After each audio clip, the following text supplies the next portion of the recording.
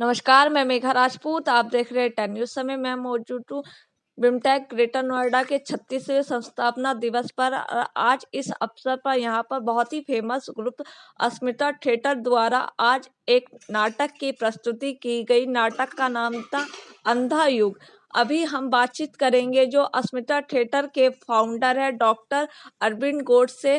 Sir, 10 news में सबसे पहले आपका बहुत बहुत स्वागत है। क्या कहना चाहेंगे जो आज का नाटक था अंधा युग, उसके ये अंधा युग जो है डॉक्टर धर्म भारती का लिखा हुआ नाटक है।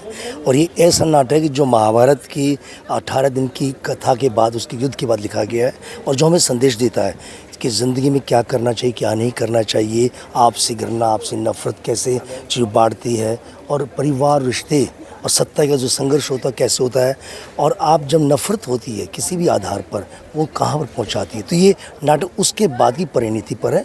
और बिमटेक में हमने इसका पहला शो किया।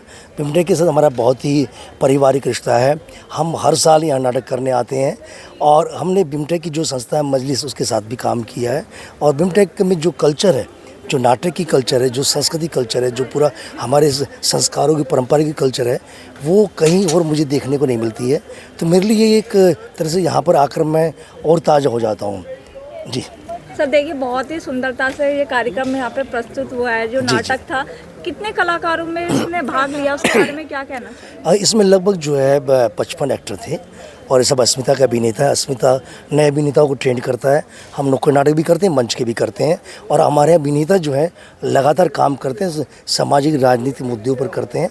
और एक तरह से हमारे रंगमंच जो है सिर्फ मनोरंजन नहीं है, हमारे लिए एक संदेश है कि हम नाटक के माध्यम से युवाओं के साथ डायलॉग करते हैं कि ये जो हमारे समाज में आसपास जो कुछ भी हो रहा है उसके बारे में सोचिए, बात कीजिए और उसको बदलने की कोशिश कीजिए। जैसे इस नाटक में अश्वत्थामा है।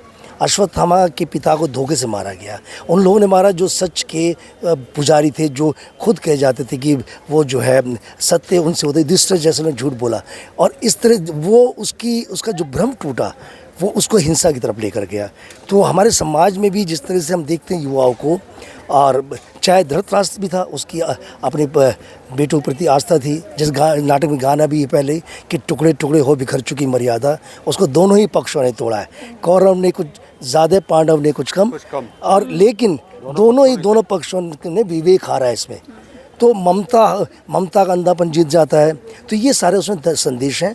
और इसमें सबसे बड़ा है कि हमारे आस्थाओं के सवाल भी है कि आस्था कहाँ से आएगी। युधिष्ठिर जैसा चरित्र है, संजय जैसा चरित्र है, जिनकी आस्थाएं खत्म हो गई, भ्रम टूट गए, तो वो आस्थाएं कहाँ जाएंगी। तो ये नाटक आस्था की बात भी करता है कि जब सब कुछ समाप्त है उसमें नया प्रारंभ कैसे होगा। वो व्यक्ति ही करेगा, हम ही करेंगे। तमाम समस्याओं के बावजूद हमें ही उठना है, हमें ही बात करनी है, हमें ही खुद को आगे बढ़ाना है। और जो कुछ भी समस्या उसके बारे में बात करें, उससे जूझना है। ये नाटक उसी की बात करता है। सर, सारे जितने भी दर्शक यहाँ पे मौजूद थे, सबने नाटक को खूब पसंद किया। लेकिन क्या कहना चाहेंगे आप? देखिए सभी कलाकार बहुत अच्छे से प्रस्तुति की हैं, लेकिन आज स्पेशली एक कलाकार को सम्मानित भी किया गया, पुरस्कार भी मिला है उनको, उनकी जो कला है उसके प्रति। तो क्या कहना चाहेंगे, कैसा अनुभव हो रहा है आपको? जी, मुझे बहुत ही गर्व का अनुभव हो रहा है। ख़ासतौर से मैं भाई साहब का हमेशा ही आभारी हूँ कि आपने अस्मिता थिएटर को बहुत ही हमेशा प्रोत्साहित किया, समर्थन दिया, साथ दिया। और नए युवाओं को प्रोत्साहित करने के लिए सरला बिरला देवी अवार्ड ये प्रारंभ किया गया था। और ये लगातार नए अभिनेताओं को मिलता है और नए अभिनेताओं का उत्साह बढ़ता है, क्योंकि नाटक में उनको उत्साह की ज़रूरत है, प्रेम की ज़रूरत है, मोहब्बत की ज़रूरत, तालियों की ज़रूरत है, उनको प्रोत्साहन की ज़रूरत है। युवा पीढ़ी को जब मिलता है तो फिर वो आगे ईमानदारी से काम करता है। और ये लोग जब प्रभाकर पांडे मेरे पास लगभग जो 12 साल से काम कर रहे हैं और 2010-11 में आए थे मेरे पास। और तब से लगातार उन्होंने जो है नुक्कड़ नाटकों से लेकर मंच में किया, कम्युनिटी के साथ किया, अलग अलग स्कूलों में नाटक में काम किया, फिर बड़े बड़े मंचों के नाटक में भी काम किया। और उसके अलावा इनकी सबसे बड़ी खासियत है कि दिल्ली की सबसे पुरानी जो रामलीला है, रामलीला मैदान की, उसमें इनका अभिनेता जन्म लिया था। जब इन्होंने बचपन में वहाँ राम की सेना, रावण की सेना, हनुमान जी की सेना से प्रारंभ किया 8-10 साल की उम्र से। उसके बाद मेरे पास आए थे। अभी दिल्ली की बहुत सारे रामलीलाओं में अलग अलग चरित्र करते हैं, लेकिन उससे ज़्यादा इनका सामाजिक मुद्दों पर जो जुड़ा हुआ है, प्रतिबद्धता है, वो बहुत ज़्यादा है। और कई फिल्मों में ये अभी फ़िलहाल असिस्टेंट डायरेक्टर के बतौर भी हैं, जैसे अतरंगी रे, रक्षाबंधन में इन्होंने अक्षय कुमार के साथ काम किया, आनंद एल रॉय के साथ किया। अभी जो लेटेस्ट इनकी जो फिल्म है और वो है इमरजेंसी, कंगना रनावत को असिस्ट किया इन्होंने। तो ये सबसे बड़ी बात है कि सिनेमा भी कर रहे हैं और सिनेमा से नाटक कर रहे हैं, मतलब इन्होंने किया और वापस आ जाते हैं। और इनके लिए सिनेमा महत्वपूर्ण है। सिनेमा सिर्फ जो है एक अनुभव सीखने का एक माध्यम भर है। तो ऐसे अभिनेता को बहुत बहुत बधाई और BIMTech को बधाई कि उन्होंने, शुक्रिया उनका कि उन्होंने हमारे अभिनेता को सम्मानित किया। ये सम्मान सिर्फ उसका नहीं है बल्कि हमारी पूरी संस्था का है, रंगमंच का सम्मान है। और रंगमंच को प्रोत्साहन की, प्यार की बहुत ज़रूरत है जो BIMTech देता है। और आपकी 10 न्यूज़ तो प्रारंभ से ही जुड़ा हुआ है। जब आपने जो है प्रारंभ से ही हमने आपको भी बड़े होते देखा है। तो ये हमारा एक तरह से हमारे तीनों का ही बहुत ही पारिवारिक और दोस्ताना जो है जो संबंध है वो हमारे लिए हमारा विकास करता है। देखिए सर, आज जो कार्यक्रम प्रस्तुत हुआ है यहाँ अंधा युग, तो आप क्या संदेश देना चाहेंगे हमारे राजनेताओं को? राजनेताओं को काफ़ी कुछ मालूम है, वो जानते हैं कि सही क्या गलत किया है, उनकी पार्टी के लिए क्या अच्छा है क्या अच्छा नहीं है।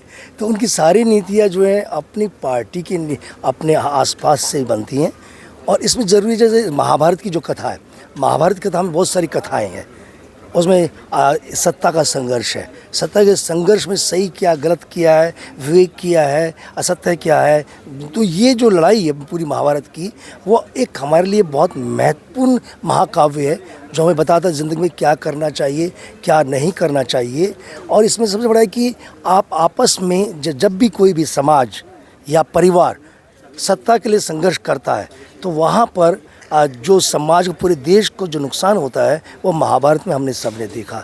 दो परिवार के अंदर पांडव कौरव की लड़ाई थी, लेकिन उसकी वजह से करोड़ों लोगों, लाखों लोगों के परिवार उजड़ गए। और अंततः क्या हुआ, युद्ध के बाद की स्थितियाँ हुई, कौरव मारे गए, गांधारी और धृतराष्ट्र, कुंती, इन सब की स्थिति क्या हुई। तो कहीं ना कहीं जो है सत्ता का संघर्ष अंततः हमें हिंसा की तरफ ले जाता है, नफरत की तरफ ले जाता है। और उससे बचने की ज़रूरत है, इस संवाद की ज़रूरत है। और ये नाटक जो है मूल रूप से जैसे गांधारी को केंद्र में लाता है, अश्वत्थामा को केंद्र में लाता है। ये दोनों ऐसे चरित्र हैं। अश्वत्थामा युवा है जो कि बहुत ही बहादुर है, लेकिन उसके पिता की हत्या धोखे से, झूठ बोलकर वो करवाते हैं जो सत्यवादी हैं, युधिष्ठिर जैसे कि अश्वत्थामा मारा गया, नर कुंजर, ये कुंजर वो आदमी मारा गया, हाथी मारा गया।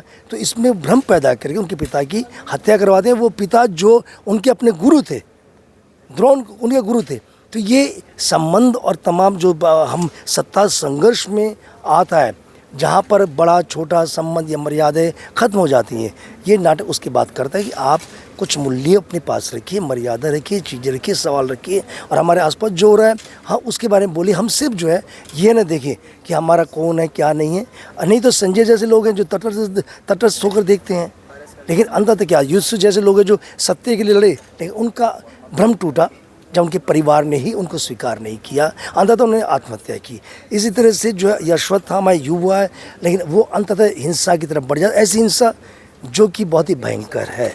और दूसरी तरफ जो अन्य चरित्र हैं वो गांधारी का ने कृष्ण को शाप दिया, लेकिन कृष्ण ने उसको स्वीकार किया। इस नाटक में हमने एक सबसे बड़ी खास बात की है, हमने कृष्ण को इसमें अवतार की तरह देखने के बजाय हमने उसको एक ऐसे व्यक्ति की तरह देखा जो मूल्यों के साथ जी रहा है और जो चीज़ों को स्वीकार भी करता है, अपनी गलतियों को स्वीकार भी करता है और कहीं ना कहीं वो एक व्यापक दृष्टिकोण के साथ काम कर रहा है।